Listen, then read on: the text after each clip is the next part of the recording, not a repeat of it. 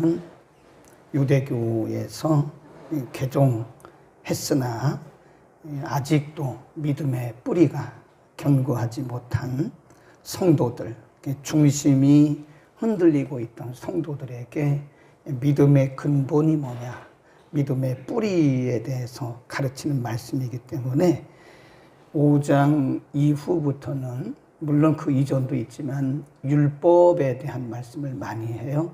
율법과 예수 그리스도와 율법은 어떤 상관관계가 있느냐, 그런 말씀을 쭉 하죠. 그 이유는 중심이 흔들리고 있던 유대교에서 개종한 성도들이 율법에 집착하고 있었기 때문에 이 신앙이 성장하지를 못하는 거예요. 그러니까 우리가 복음에 집중하지 않고 복음 외에 다른 것에 집중하면 신앙이 성장을 안 합니다. 그래서 이 복음과 율법은 어떤 관계가 있느냐, 이런 말씀했어요. 자, 또 한번 보겠습니다. 10장 8절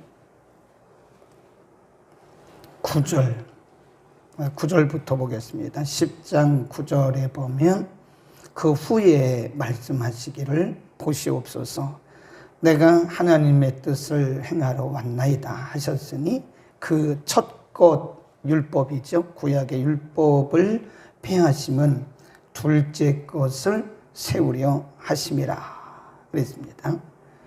그 다음에 쭉 내려가서 10절, 이 뜻을 조차 예수 그리스도의 몸을 단번에 들이심으로 말미암아 우리가 거룩함을 얻었노라. 12절, 오직 그리스도는 죄를 인하여 한 영원한 제사를 드리시고 하나님 우편에 앉으셨느니라. 그러니까 예수님이 이 땅에 오신 것은 율법을 폐하려 했다. 그 말은 완성하셨다. 율법을 완성하시기 위해서 오신 것이다. 그런 뜻이죠. 율법을 완성하신 것이다. 그리고 18절에 보면 이것을 사하셨은즉 다시 죄를 위하여 제사 드릴 것이 없느니라. 그러니까 당시 유대교에서 기독교로 개종했던 성도들이 율법, 구약의 율법 전통에 집중하고 있으니까 자꾸 예수님의 십자가 사역에 대해서는 별로 이렇게 관심은 있으나 약화시킨 거죠. 그런데 예수님께서 이 땅에 오심으로써 구약을 완성하신 건데, 예수를 믿고 예수님의 이름으로 나가면 되는데 이쪽은 복음에는 관심이 없고 옛날 율법에만 자꾸 집중되어 있으니까 이 신앙의 기본이 안 잡히는 거예요. 여러분, 우리가 신앙생활을 오래 해도요, 신앙의 기본이 안 잡히면 이게 자꾸 흔들려요. 왔다 갔다 합니다. 그러나 신앙의 경력, 신앙의 연조가 짧아도 이 신앙의 기본만 잘 잡히면요, 신앙이 잘 성장을 해요. 그러니까 율법적 기초에 있으니까 이 신앙 성장이 안 되는 거예요. 예수님이 이루셨다, 이제 그렇게 말씀하시고 19절에 가면 그러므로 형제들아, 우리가 예수의 피를 힘입어 성소에 들어갈 담력을 얻었다 그랬습니다. 이제는 율법 전통에 매지 마라. 율법의 대제사장이 매일 혹은 1년에 한 번씩 속죄 제사를 드렸듯이 그렇게 할 필요가 없다. 예수님께서 십자가를 지심으로 죽으셨고 그 죽으심으로 단번에 속죄 제사를 드렸다. 우리는 그의 피를 힘입어 하나님 앞에 나아갈 담력을 얻은 것이다. 그런 얘기죠. 20절 시작. 그 길은 우리를 위하여 휘장 가운데로 열어놓으신 새롭고 산 길이요 휘장은 곧 저의 육체니라. 그래 줄봅시다. 새롭고 산 길. 율법에 비하면 예수 그리스도의 십자가 의를 통한 길은 새로운 길이요 산 길이다. 우리가 예수 그리스도의 의를 힘입어 하나님 앞에 당당히 나가는 것이다. 그런 말씀입니다. 그러니까 복음 아래 있느냐 율법 아래 있느냐 하는 거죠. 이 복음 아래 있는 사람은 담대하죠. 그리고 당당하죠. 왜냐하면 우리는 죄인이고 죄의 속성을 가지고 있고 실수하고 연약하지만 예수님께서 십자가를 지심으로 우리의 모든 죄, 실수를 다 사하셨고 우리는 그분의 의의를 잊기만 하면 되는 거거든요. 근데 율법 아래 있는 사람들은 항상 두렵죠. 예. 가끔 이것이 꼭 율법주의는 아닌데요. 가끔 가다가 우리 성도들 가운데 어떤 문제가 생기잖아요. 그러면 이렇게 생각하는 사람들이 많아요. 아이고, 내가 무슨 죄를 지었지? 물론 맞기는 맞아요. 우리가 무슨 죄를 지었기 때문에 그런 고난이 올 수 있고, 우리가 어떤 실수를 했기 때문에 우리에게 그런 질병이 올 수도 있고, 위기가 올 수 있어요. 그러나, 우리의 모든 질병과 위기와 고난이 우리의 죄 때문에 왔다고 믿는다면 상당한 율법 아래 있는 사람과 같다. 그런 것. 자유함이 없죠. 근데 의외로 많아요. 욥의 친구들이 욥에게 와가지고 그렇게 아들, 딸 10명 다 잃고 자기 몸 다 병들었죠. 그리고 재산 다 잃었죠. 완전히 모든 것을 다 잃은 그 고난받고 있는 욥에게 와서 욥의 친구들이 계속 변론을 합니다. 그들 나름대로는 조언한다고 하는 거예요. 근데 와서 하는 얘기가 죄 없이 망한 사람 봤냐? 너희 자녀들이 죄를 지었든지 내가 죄를 지었든지 회개하라. 그러면 너의 처음은 미약하지만 나중은 창대할 거. 이런 얘기를 자꾸 하는 거예요. 근데 오늘날도 보면 욥의 친구들 같은 분들이 많아요. 관점이 욥의 친구들 관점으로 누가 어떤 문제를 만나면 회개하세요. 그건 무슨 죄가 있어서 그런 거예요. 무슨 죄가 있나 생각해. 맞죠? 그게 맞는데 그게 다 맞는 건 아니에요. 넓게 봐야 돼. 우리 복음적 관점에서 보면 우리가 무슨 죄를 지어서 꼭 그런 건 아니라는 거예요. 그 죄 없는 사람이 어디 있나요? 그러나 복음 안에 있고 은혜 아래에 있는 우리들은 그럼에도 불구하고 예수 그리스도의 의의를 힘입어 당당하게 나가는. 그러니까 가만히 보면 위축되어 있어요. 많은 분들이 고난받으면 위축되어 있습니다. 거기에다가 욥의 친구들 같은 분들이 많아요. 신방 가가지고 또 그런 얘기하고 또 이런 얘기하니까 확 위축돼가지고 내가 무슨 죄를 지어서 이러나 하는 생각을 하는 거예요. 코로나 걸리면 죄가 있어서 걸렸나요? 그 죄 있어서 코로나 걸릴 것 같으면 다 걸려야 돼요. 죄 없는 사람은 어디 있나요?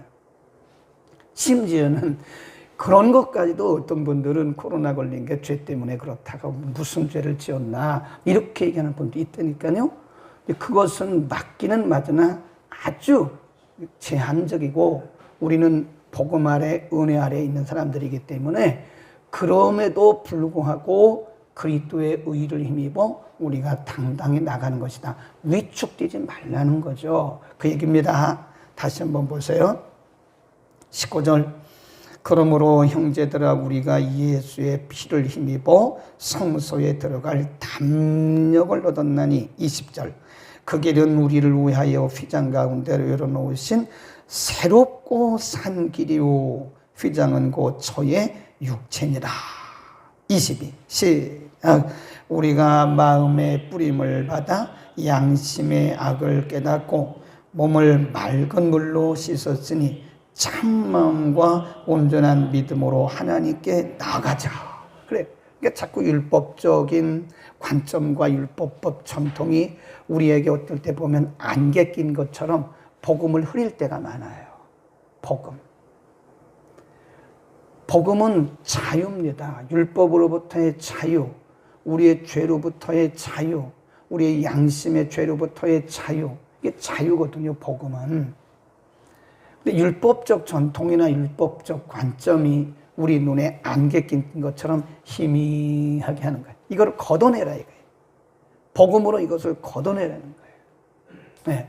우리가 이렇게 안경을 끼잖아요. 그럼 거기에 성에가 끼잖아요. 그러면 희미하잖아요.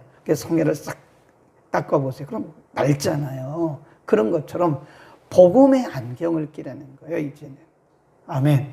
복음의 안경, 은혜의 안경을 끼고 하나님 앞에 예수 그리스도를 힘입어 하나님 앞에 나가라. 그런 얘기입니다. 마음의 뿌림을 받아 양심의 악을 깨닫고 몸을 맑은 물로 씻었으니 참 마음과 온전한 믿음으로 하나님께 나가. 거기 이런 표현을 왜 했겠어요? 참 마음, 온전한 믿음, 이런 표현을 왜 썼겠나 말이죠. 그러니까 안개가 거친 그런 분명한 복음적 관점으로 나가자, 그런 얘기입니다. 22또 약속하신 이는 믿으시니 우리가 믿는 도리의 소망을 움직이지 말고 어떻게 잡재요? 굳게 잡으라. 믿는 도리가 뭐죠? 예수 그리스도를 통한 의, 이겁니다. 이신득의, 이신칭의, 이신득구, 이걸 말하는 거예요. 율법이 아닌, 율법은 몽학선생이라고 그랬잖아요. 예수님이 오실 때까지만 우리를 가두어 놓으신 것이고 예수님께서 오심으로 율법을 완성하셨단 말이에요. 그러니까 이제 우리는 예수님만 바라봐야 되는 거예요. 예수님. 그래서 온전한 믿음으로 나가야 되는데 이제는 우리의 믿는 도리의 소망을 굳게 잡고 이제는 흔들리지 말라, 그 말입니다. 흔들리지 마라. 흔들리지 마라. 복음적 관점. 그러니까 우리가 창세기 1장부터 요한계시록 마지막 장까지, 마지막 절까지 전체 66권 1189장 33,000절 그러잖아요. 근데 이것이 우리가 복음적 관점을 가지고 복음이라고 하는 안경을 껴요. 복음이 누구죠? 예수님이잖아요. 예수님의 안경을 끼고 창세기 1장 1절부터 보면 성경이 뻥 뚫립니다. 근데 복음의 안경을 안 끼면 성경은 안 뚫려요. 네, 제가 얘기했잖아요. 창세기에 나오는 아브라함도 예수님 이야기예요. 예수님이지 아브라함만 자꾸 드러내면 그건 율법적 관점을 가지고 있는 분이에요. 모세도 예수님, 요셉도 예수님, 이 다 예수님입니다. 예수님의 그림자입니다. 예수님을 미리 말씀하고 있는 거예요. 예수님에 대한 예언입니다.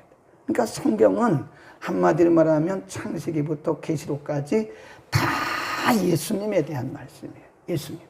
우리가 이렇게 사람의 몸을 보면 여기를 찔러도 뭐가 나와요? 피가 나와요. 손끝을 찔러도 피가 나와요. 발끝을 찔러도 피가 나와요. 우리 몸 전체는 다 피가 흐르고 있어요. 안 보이지만 찔르면 피가 가시적으로 나온다 이거예요. 그러니까 성경도 마찬가지예요. 성경도 어디를 찔러도 다 그리스도가 나오게 되어 있는 겁니다. 그게 복음적 관점이다. 아멘. 그러니까 성경을 보는 눈이 열리시기를 바랍니다. 그러면 성경이 탁 열리기 시작해요. 이 복음적 관점에서. 그리고 성경을 그렇게 해석해 가면 그거를 구속사적 성경 해석법이라 그래요. 모든 성경은 예수님에 대한 말씀이고 예수님을 통한 구원에 관한 말씀이다. 그러니까 결국은 다 하나님의 자비예요. 율법은 계속 정죄잖아요. 정죄. 율법의 정죄. 율법은 계속 정죄하는 거예요. 그러나 복음은 처음에는 경고하고 책망하다가 나중에는 계속해서 회복과 자유와 은혜를 가르치는 것이 그게 복음이거든요. 그러니까 복음 아래에 있는 사람들은 굉장히 자유함을 느껴요. 자유함을 누리며 살아가는 거죠. 은혜를 누리며 사는 거죠. 자, 그러면 또 어떻게 해야 되는가? 24절 시작. 그렇지. 서로 돌아보라. 서로 돌아보라 그 말은 그 당시 율법적 전통에 빠져 있어서 믿음이 흔들리고 있는 사람, 믿음이 흔들리고 있는지 서로 돌아보라. 그런데 서로 돌아보아 사랑과 선행을 격려하라. 이 격려하라. 그 말은 서로 위로하고 붙들어주라. 그럽니다. 그러니까 어떤 사람도 믿음이 홀로 갈 수 없습니다. 믿음은 독불장군이 없습니다. 제가 어제 성서 신앙생활을 다른 사람의 말을 안 들어요. 이건 심각한 문제라고 그랬죠. 어제 우리가 말라기를 공부하면서 말라기 시대의 문제가 뭐죠? 자기를 모르는 거예요. 자기. 본인을 몰라요. 하나님이 말라기 선지자를 통해서 말씀해요. 너희가 말로 나를 괴롭게 하고 있구나. 너희가 나를 떠났구나. 그 뭐라 그래요? 우리가 언제 하나님을 괴롭게 했습니까? 우리가 언제 말씀을 떠났습니까? 자기 주관에 빠져 있는 거예요. 그러니까 말라기를 통해서 지적하는데도 그거를 안 들어요. 그러면 결국은 유다 백성들처럼 그렇게 자기에 빠지는 거죠. 자기를 모르니까. 객관화라는 것이 매우 중요하다. 그래서 서로 격려가 굉장히 필요한 거예요. 네. 집사님, 기도할게요. 집사님, 그런데 제가 볼 때 조금 생각을 다시 해봐야 될 것 같은데, 이렇게 말이지. 우리가 막 이렇게 정죄하듯이 하면 안 되고, 지혜롭게 서로 격려. 집사님, 힘내세요. 제가 기도하고 있습니다. 우리 다 함께 기도합시다. 우리 함께 합시다. 이렇게 서로 격려하면서 나가야 우리 신앙이 서로 세워지는 것이다. 그래서 지지대 역할을 하는 거예요. 우리는 어느 누구도 혼자 신앙생활을 못합니다. 어떤 사람도 이 땅에 있는 한 독불장군이 없어요. 네. 다른 사람 말을 안 듣고 독불장군식으로 나가면 그 사람은 주관적인 생각에 빠져서 실수하고 또 실수하고 실수 연발이죠. 실수 연발입니다. 항상 귀를 기울여야 된다. 그리고 서로 격려하자. 아멘. 그래서 이 공동체란 말이 굉장히 중요해요. 여러분, 교회 공동체는, 이 지구상에 있는 교회 공동체는 완전한 공동체가 하나도 없습니다. 만일 흠도 없고 점도 없고 실수도 없는 그런 공동체가 있다면 그런 공동체는 비정상입니다. 네, 실수하는 것이 정상입니다. 인간이 연약하고 부족한데 당연히 실수하는 거죠. 그래서 우리가 공동체 안에 소속이 되어야 되는 거예요. 공동체 안에 소속이 되어야 됩니다. 네, 공동체 안에 소속이 돼서 서로 격려하고 서로 지적하고 서로 붙들어주면서 온전한 공동체로 나아가는 거지. 어떤 공동체도 온전한 공동체, 완전한 공동체는 지상에 존재하지 않습니다. 모든 공동체는 다 문제가 있어요. 아유, 나는 이 교회가 문제가 많아. 내 마음에 안 들어. 다른 교회 가잖아요. 그럼 거기 더 마음에 안 들어요. 거기 또 다른 데 옮겨. 그러면 평생 교회를 옮겨 다니는 거예요. 그럼에도 불구하고 우리가 서로 격려해 가면서 서로 붙들어져 가면서 다듬어져 가는 것이다. 그래서 그런 생각을 했어요. 아, 이분이 자기 주관이 좀 강하구나. 자기 주관. 자기를 내려놓고 좀 이렇게 사람들과 어울리는 이런 훈련을 좀 해야 되는데 너무 자기 주관이 강하니까 이분이 이렇게 나이가 됐는데도 아직 권사가 못 됐구나. 아니, 뭐 군사가 뭐 대단한 겁니까? 대단한 거 아니죠. 그러나 내가 한 교회를 쭉 다녔음에도 불구하고 아니면 신앙생활을 오래 했음에도 불구하고 아직도 내가 60이 넘었는데 권사가 안 됐다면 그거는 어떻게 보면 생각하면 문제가 있는 거죠. 교회를 옮겨 다녔으니까 그런 거 아니겠어요? 아니면 본인이 뭐 겸손해서 사양할 수도 있겠죠. 그러나 뭐 이 직분이라는 것은 사양한다고 되는 게 아닙니다. 하나님이 맡기시면 아멘하고 맞는 거지, 그거를 뭐 사양한다고 그거 겸손은 아닌 거예요. 제가 계속해서 말씀드린 주제가 뭐죠? 서로 격려라는 거예요. 서로 격려. 어떤 사람도 완벽한 사람이 없고 어떤 공동체도 완벽한 공동체는 지상에 존재할 수가 없습니다. 부모 자식 간에도 부딪히는데요. 뭐 부부 간에는 더 부딪히는 거죠.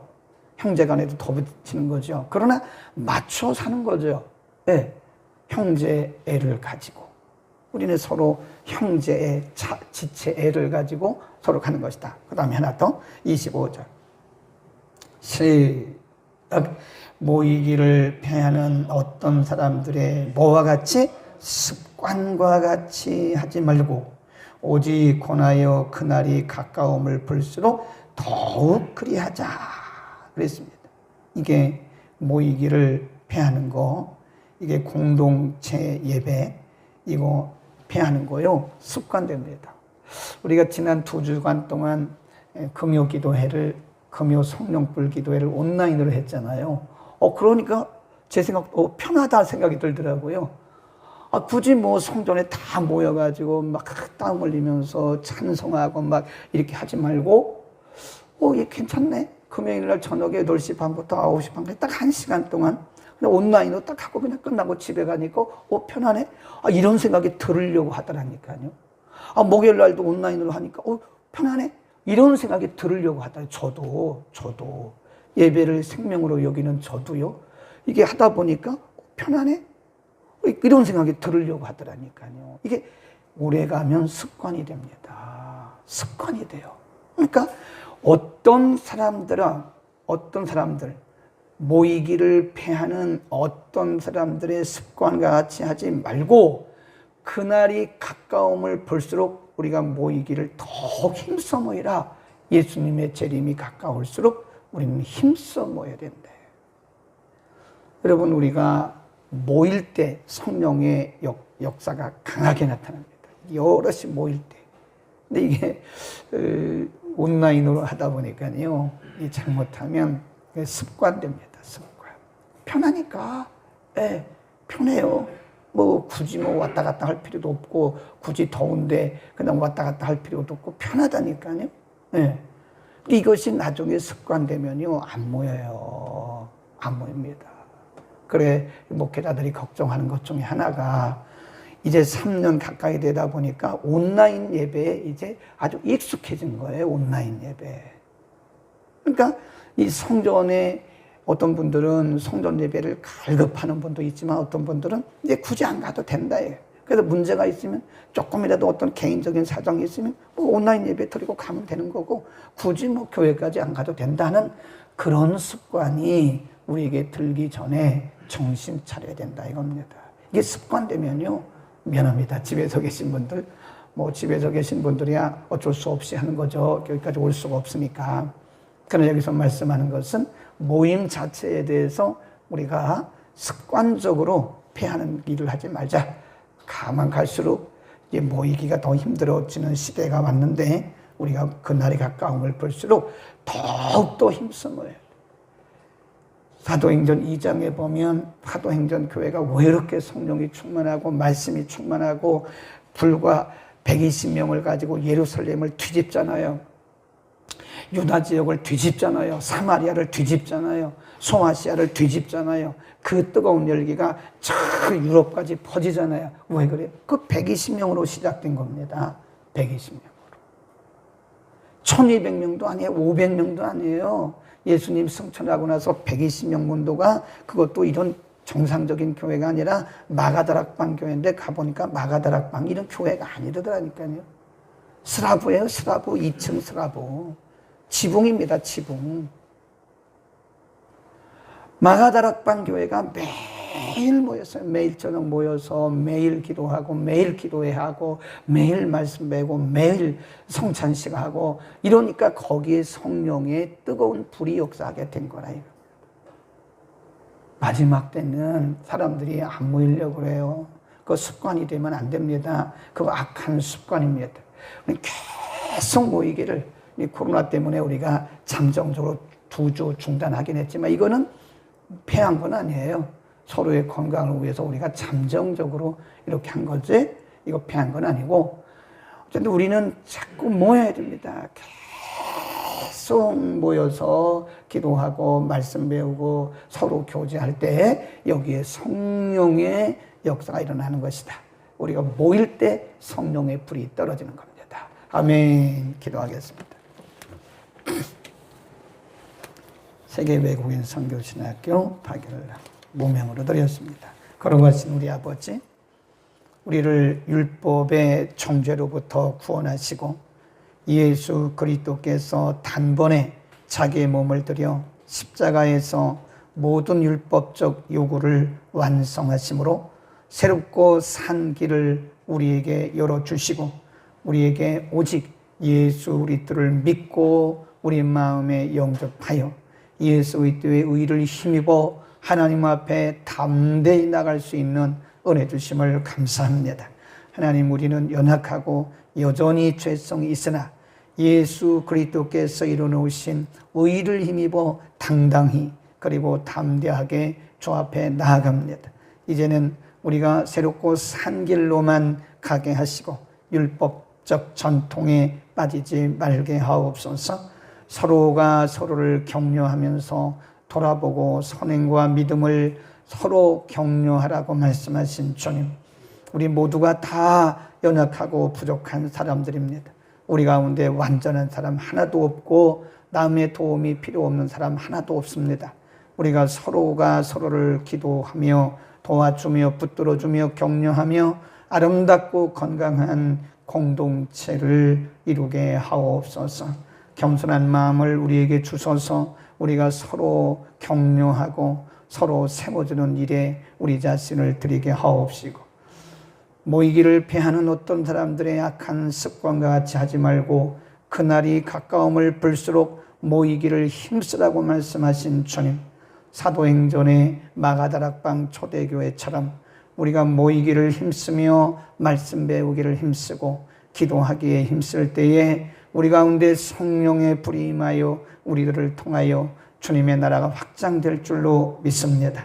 거룩하신 아버지, 어쩔 수 없는 상황 속에서 온라인을 통해서 예배 드릴지라도 그들에게도 동일하게 은혜가 임하게 하시고 이것이 습관화되지 않도록 성전 예배를 사모하고 성전 예배를 늘 주 앞에 드릴 수 있는 아름다운 여건들과 마음과 믿음을 우리에게 허락하여 주옵소서. 무명으로 그리고 박일남 이름으로 세계 외국인 선교신학교 후원금 드렸습니다. 하나님 받으시고 하늘 문을 넓게 여시고 하늘의 복 땅의 원천의 복으로 충만하게 하옵소서. 오늘도 이전에서 드리는 모든 예배, 유년부 주일 예배, 중고등부 예배, 청년대학부 예배, 영어 예배, 주일 낮 예배, 밤 예배에 이르기까지, 그리고 지구촌 곳곳에서 주 이름으로 모이는 모든 곳에 하늘문을 여시고 은혜를 부으사 온 세상에 주의 영광이 풍성하게 하옵소서. 예수 그리스도의 이름으로 기도드립니다. 아멘. 교회